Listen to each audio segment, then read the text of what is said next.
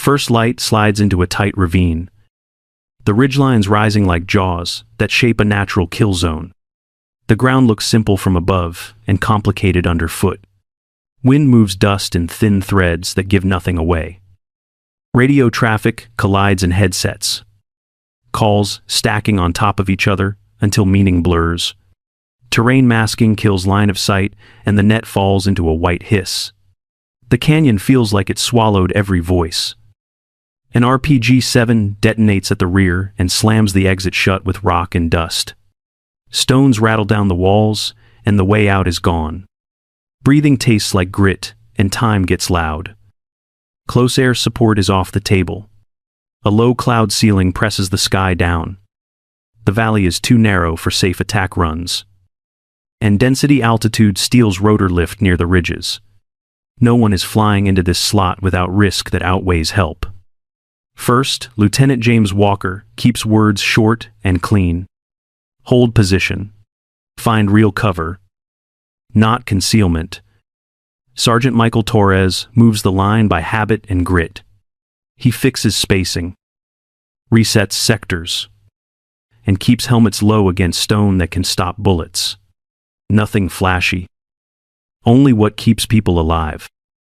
Specialist Emily Carter moves on instinct. Gloves ready. She prepares march without running the full ladder yet. Her eyes track muzzle directions and backstops before every shift. Specialist Ryan Kim angles an AN PRC-117G toward a thin slice of sky, while an AN PRC-152 rides on his chest. He hunts for a window the canyon might allow. The hiss fights back. Bodies settle into real cover as magazines are checked and sectors confirmed. Brush hides, shapes. Rock stops rounds. Cover beats concealment every time. The valley goes quiet for a breath that feels borrowed. If the sky refuses help and the canyon eats radios, what is left to carry them forward? They moved before sunrise while the ground still held its night chill. The patrol started as a loose wedge across the open flats. Then the ravine pressed in, and the formation tightened into a careful file. Short SLLS halts set the pace like quiet commas. The unit listened for wind against rock and for small sounds that did not belong. Eyes read the ground for scuffed dust and faint tracks that argued with the map.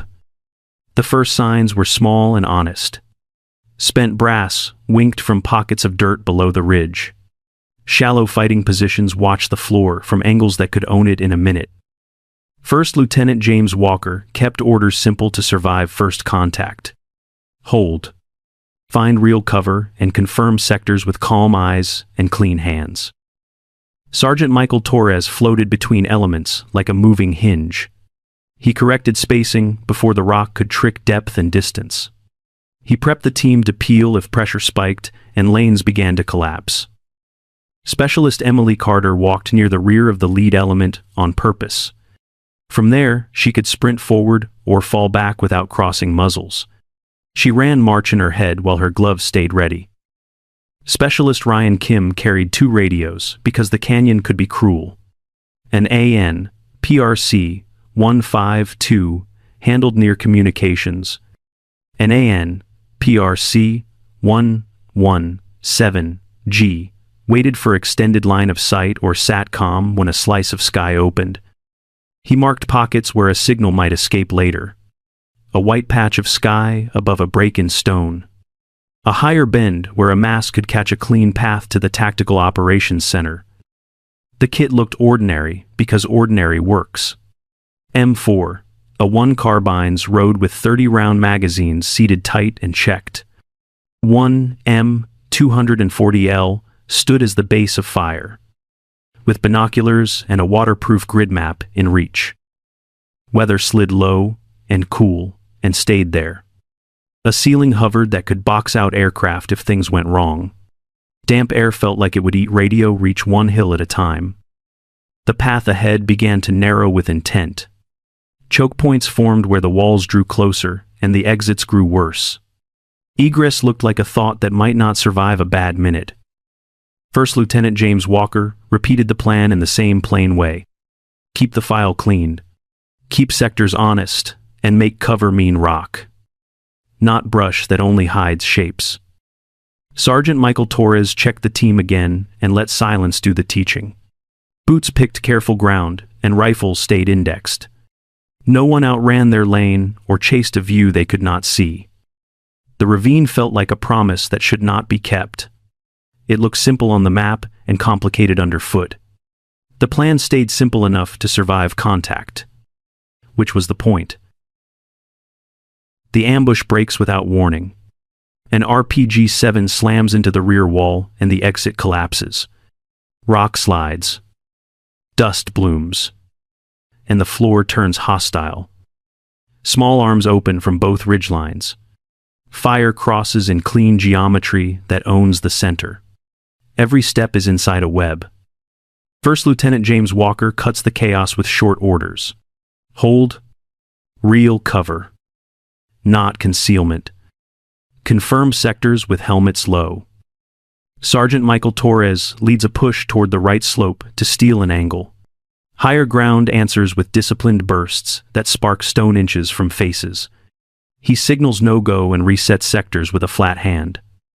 A ranger drops with a leg wound. Specialist Emily Carter moves on instinct with calm hands. Tourniquet high and tight. Time marked. Bleeding control confirmed. She checks airway and breathing. She confirms circulation and runs a head-to-toe reassessment by March. She tucks the casualty behind real cover and manages shock while watching backstops. Specialist Ryan Kim angles an AN PRC 117G toward a thin slice of sky while an AN PRC 152 rides on his chest. Terrain masking swallows his call to the Tactical Operations Center and returns a white hiss. ComSec keeps the platoon net locked so no outsider rides their traffic. Ammo discipline starts to buy minutes. M4, A1, carbines speak in controlled pairs only when a sector demands it. The M240L throws short controlled bursts to pin helmets when a lane heats, then falls back to sustained to save belts. Target calls roll by sector. Nothing doubles and nothing is missed. Every roll stays inside its lane, so gaps do not open. Every rise of a helmet draws fresh impacts. Sparks kick off stone and chip the cover thin. Hands learn to read the rhythm and stay low. Help from above is not coming. Close air support is off the table because the cloud ceiling sits low and the valley is too narrow for safe attack runs. Attack helicopters face poor visibility and density altitude that choose lift near the ridgelines. Mortars look tempting until math enters. Danger close for an 81mm is about 200 meters. Danger close for a 120mm is about 400 meters. Elevation and friendlies are inside those rings.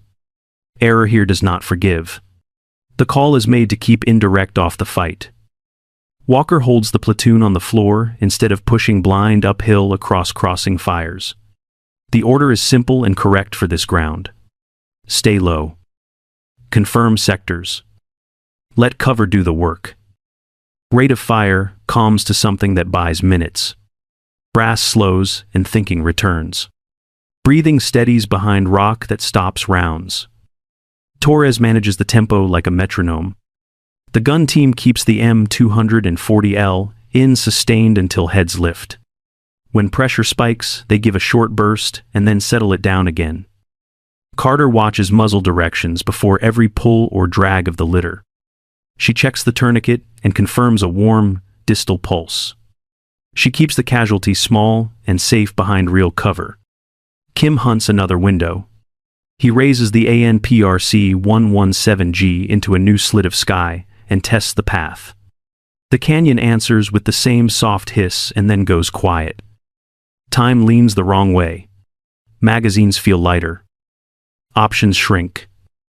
And the valley holds its breath. The kill zone wants them to rush and make mistakes. Walker refuses to give it that mistake.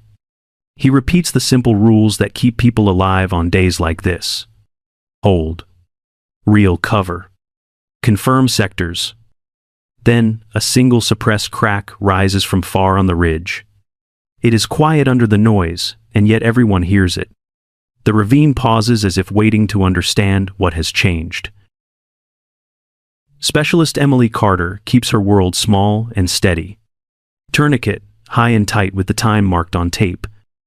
Bleeding control confirmed with a quick check of dressings. She reassesses airway and breathing. Then runs circulation and a head-to-toe sweep until a warm distal pulse answers back. She never forgets muzzle awareness. Before every pull or drag of the litter, she looks at backstops and angles. Then she moves. The casualty stays tucked behind rock that actually stops bullets. First Lieutenant James Walker holds the platoon on the ravine floor. He refuses to push blind into slopes where crossing fires wait. The ground dictates patience, and he listens. Sergeant Michael Torres manages the tempo like a line coach. M4. A1 carbines stay in controlled pairs only when a sector demands it. The M240L rises for short controlled bursts to pin helmets, then settles back to sustained to conserve belts. Pressure spikes during a peel, and he opens a brief, rapid window of 10 to 15 seconds. The gun team breaks the push and then drops right back to sustained. Brass slows and thinking returns. Target calls keep rolling by sector. No lane doubles and no gap appears. Each voice owns a slice of the fight and nothing more. A quick teaching beat runs through the line without a speech. Cover is not concealment. Rock that stops bullets beats, brush that only hides shapes. Sector discipline becomes the invisible safety rope. It keeps people tied to their lanes when rock and scrub play tricks on depth and distance. It also prevents friendly fire when vision fails at the edge of a boulder. Carter checks the tourniquet again and verifies a warm, distal pulse. She keeps the litter angle low and chooses ground that will not roll under boots. Calm hands and clean steps, by seconds that add up. Walker watches helmets stay low, while rifles index to honest sectors. Torres nods once when the M240L breathes back into sustained. Carbines hold their pairs until a head rises and then go quiet. Minutes have been purchased and the noise feels organized. The platoon breathes together behind stone that earns the name cover. They are ready to move when the next opening appears. Specialist Ryan Kim works the radios like a patient craft. An AN PRC-152 handles near communications inside the platoon. An AN PRC-117G waits for extended line of sight or SATCOM when the canyon offers a thin slice of sky. He angles the long whip and tests for a path to the Tactical Operations Center. A window opens for a heartbeat, and a fragment of traffic slides through. Then terrain masking closes in, and the net falls back to a soft hiss. ComSec keeps the platoon net locked and clean. Only their voices ride the traffic. It is the right call when pressure climbs and confusion is expensive. Close air support is off the table for reasons that do not care about wishes. The cloud ceiling sits low and presses the flight deck down. The valley is too narrow for safe attack runs, and density altitude choose rotor lift near the ridge lines. Indirect fire looks tempting until numbers sharpen the edges. Danger close for an 81mm mortar is about 200 meters. Danger close for a 120mm mortar is about 400 meters. And elevation, plus friendlies inside those rings, make error unforgiving. So, mortars are set aside, and the platoon solves the fight with what they carry. Ammunition is managed by sector, so no one burns a belt or a magazine out of habit. Calls prevent doubled lanes and make sure dead space does not grow. M4. A1 carbines stay in controlled pairs that only answer real targets. The M240L rises into short controlled bursts when heads lift, then drops back to sustained to keep belts alive. The gun team tracks brass and barrel time without drama. First Lieutenant James Walker keeps people on the ravine floor where cover is honest. He refuses to push blind into slopes where crossing fires wait for a mistake. The order is simple, and it is correct for this ground. Sergeant Michael Torres runs the tempo so thinking can return. He gives a rapid window only when appeal needs it. 10 to 15 seconds, and no more. After that, the line breathes back into sustained, and the noise becomes useful. Kim tries another angle with the AN/PRC 117G and notes a brief check from the Tactical Operations Center. Exfil is inbound with no promises. The canyon takes the window back, and the work continues. Limits are real and respected. Help is not coming from above today, and that is fine. Discipline and timing can still carry the day. Eleanor Hart waits in a rock and scrub hide about 300 meters above the ravine floor. Her body settles into the slope until she looks like another pocket of shadow. Patience makes her small, and the ground hides the rest. Her ghillie is cut for stone and dry brush. Netting holds shale dust and clipped stems that match the palette of the ridge. At 5 meters, she would pass for weathered shade. Her rifle is a bolt-action chambered in .300 Winchester Magnum, a field twin to the M2010 ESR. The optic carries a clean reticle for dialing elevation and holding wind. A bipod plants the forend so every press stays honest. A suppressor sits at the muzzle, and she has the point of impact shift recorded in her dope.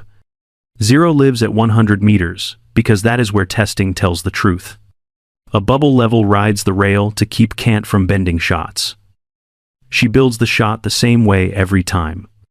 She dials elevation on the turret and holds wind off a Kestrel 5,700 with applied ballistics. Then she cross-checks with dust tails and the lean of short grasses. Comsec keeps her off the platoon net, and she accepts the boundary. Before sunrise, she passed route concerns to the Tactical Operations Center and the Battalion S3 over SATCOM and Iridium. The change died in the chain, and the patrol kept the plan. Target precedence is a quiet list she repeats in her head.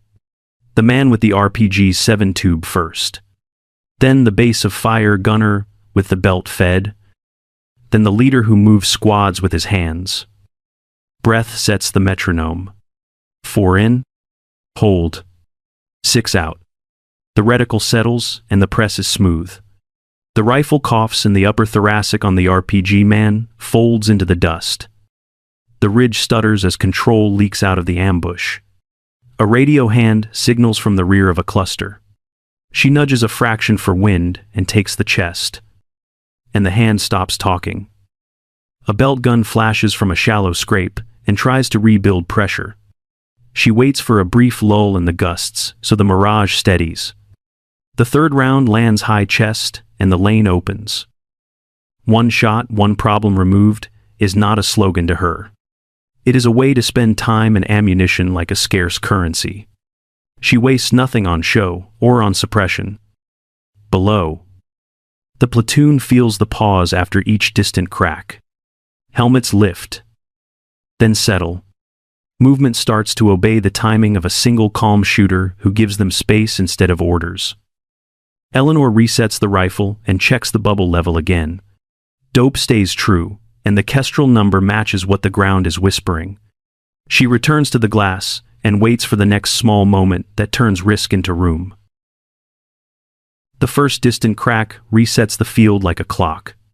A short pocket of quiet opens, and Sergeant Michael Torres uses it to bound 10 meters into real cover. Helmets stay low, and muzzles point down. He picks destinations that are rock, not brush. Rock stops, bullets, and brush only hides shapes. The line breathes in, moves, and locks back into sectors. The support element manages tempo with care. The M240L holds a steady, sustained rhythm, while lanes are cool. It rises into short, controlled bursts only when heads lift on the ridge. M4A1 carbines stay in controlled pairs inside assigned sectors. No one doubles a lane or sprays into blind angles. The geometry on the floor stays clean and honest. Specialist Emily Carter rechecks the casualty during each pause.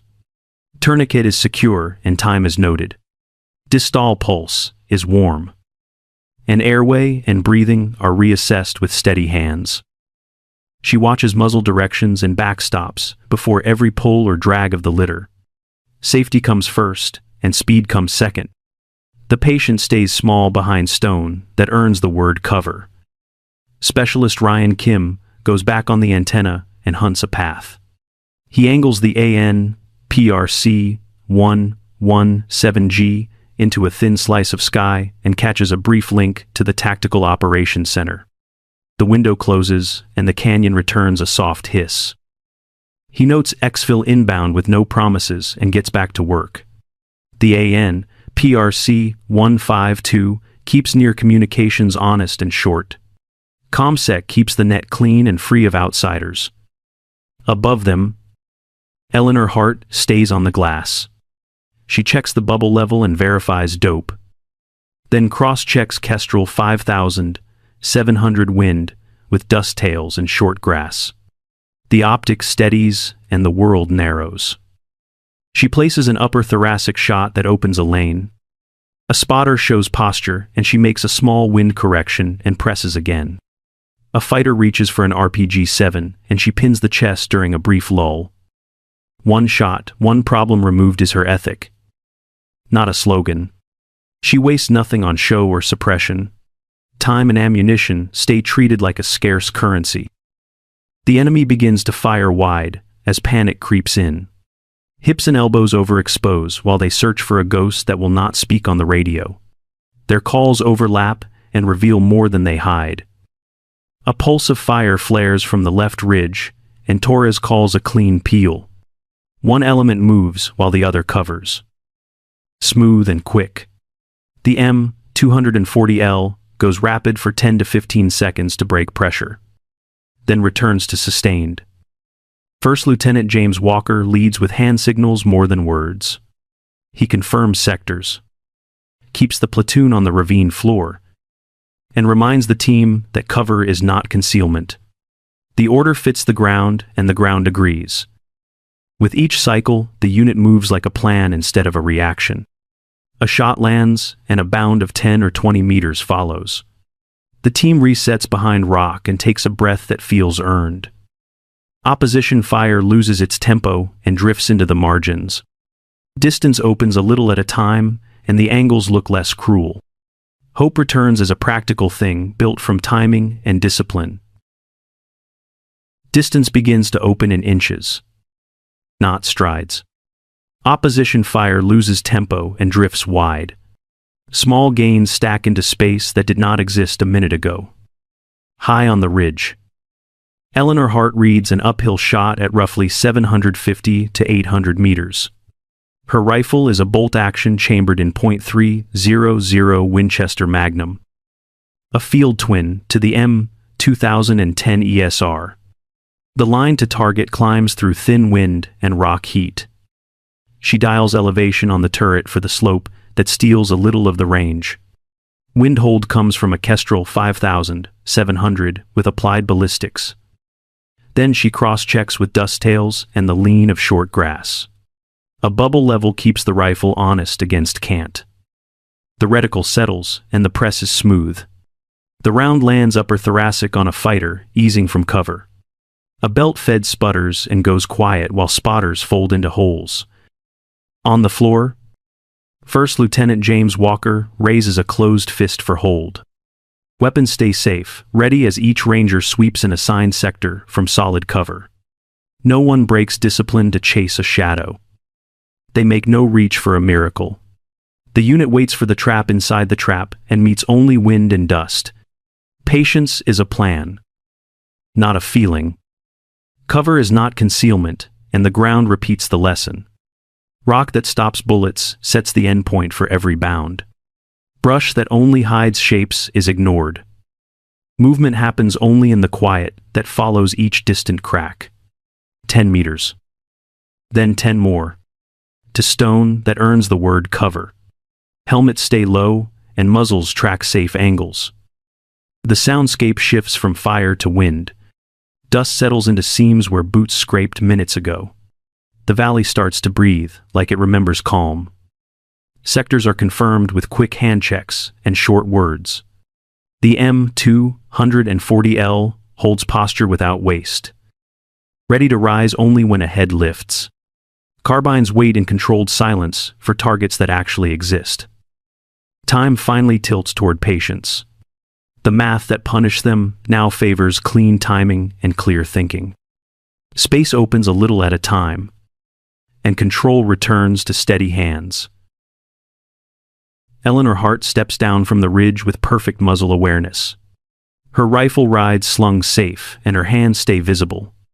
Each step is deliberate and places her feet on firm rock rather than loose scree. The platoon freezes behind cover as First Lieutenant James Walker raises a closed fist. He runs a clean challenge and reply sequence that matches without drama. Muzzles dip just enough to show trust, while sectors stay assigned and eyes remain on backstops. Specialist Emily Carter keeps priority on the casualty. She verifies the tourniquet high and tight, confirms bleeding control, and checks a warm distal pulse.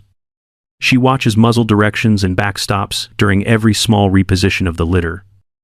The handover arrives as a waterproof range card on a flat rock. The grid is clean with arrows and times that mark movement.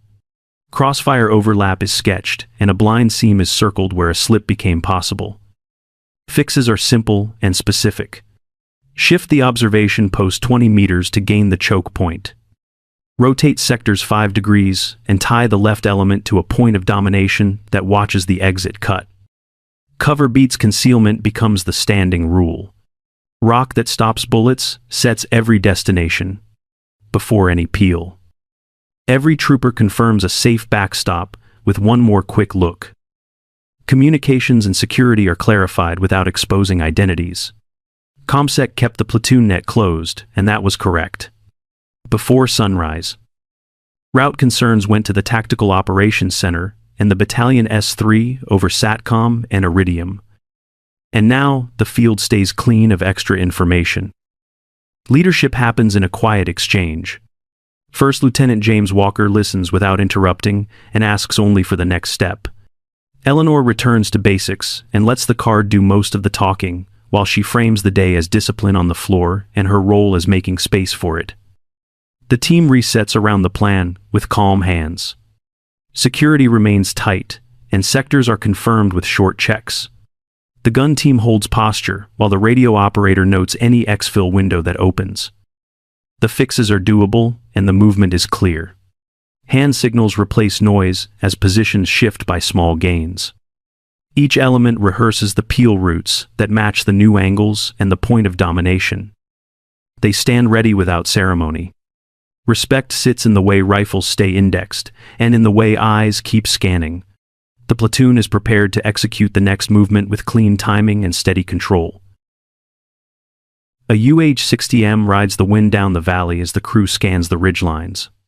They hold a safe height against gusts and tight rock walls, while the approach stays measured. Brownout threatens near the pickup point as dust lifts and swirls. The crew chief gives a steady wave in and keeps the glide path honest. First Lieutenant James Walker keeps the platoon in cover with weapons on safe. Eyes stay on backstops while he sets the loading order with hand signals. Specialist Emily Carter kneels behind rock and builds a clean 9-line medevac.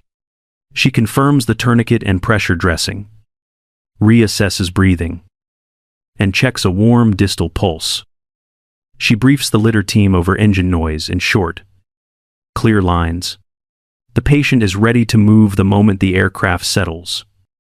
A crosswind kicks grit and steals vision near the lane. Sergeant Michael Torres calls a brief peel to clear space, and the M240L answers with short, controlled bursts, only when a true threat shows. The helicopter settles on wheels and landing gear and holds a careful hover taxi. Rangers move by file with hands on straps as chins and rucks are secured. Belts are checked without wasting a second, and the load flows. The crew chief locks eyes and nods the last chalk aboard. On the intercom, the pilot asks about the sniper who steadied the day. Heads tip toward a distant slope where Eleanor Hart folds her hide and brushes sign from stone. ComSec kept her off the platoon net, and that boundary stands. She meets First Lieutenant James Walker with a small nod that says, "Enough." She turns uphill and vanishes into rock and scrub inside 50 meters as the bird lifts. The valley drops away in dust and wind, while calm procedure carries everyone home. Back at the patrol base, the story moves in quiet voices. Success is counted by boots that returned under their own power. Faces look a little older, and the air smells like dust and coffee. Practical changes go on paper before memory fades. Route planning gets hard checks that stop any drift toward known kill zones, with decision points mapped before anyone steps off. An observation post is pre-selected that actually sees the choke points instead of a pretty view. Radio preparation adds a line of sight check to the timeline. Teams rehearse where an AN PRC 117G can reach the Tactical Operations Center if the canyon swallows everything else. Near communications on the AN PRC 152 stay simple and short so the net remains clean. Exfil options are briefed with terrain notes rather than wishful thinking. Sectors tighten to match the ground, and interlocking fires are drawn to the real angles. A point of domination is chosen that watches likely approaches without walking into them. Cover over concealment sits at the top of the checklist. Every peel begins with one backstop glance, so a safe lane exists before anyone moves. The reminder about limits is written in plain ink that when the ceiling is low and the valley is narrow, aircraft cannot solve the fight you stepped into. Eleanor Hart is treated like a compass rather than a legend. Her waterproof range card carries quiet weight because it turns lessons into fixes. People go back to work with steadier hands. Stone. Dust. A steady breath. One distant crack. Then the wind returns to the ravine and the ground feels honest again. What looked like a dead end becomes a lesson you can carry. Cover beats concealment because rock that stops bullets is not the same as brush that hides a shape. The platoon lived that truth one bound at a time until calm thought came back. When the noise rose again, they remembered the rule and chose stone. One shot, one problem removed, because patience and clean work change pressure into space. The metronome of a single steady shooter opened lanes and gave timing back to the team. Small windows turned into movement, then into control. Retired is not indifferent, because experience still shows up when it matters. If you want a range card and danger close, quick reference built from the day, comment range. The values are simple and correct for this terrain. 80, 1 millimeter, about 200 meters, and 120 millimeter, about 400 meters. You will get a short downloadable checklist that respects real United States Army practice and keeps the language plain. It will help you see why discipline and timing matter when help is not coming from above. Thank you for watching. And a quiet thank you to every professional who keeps people alive by staying calm.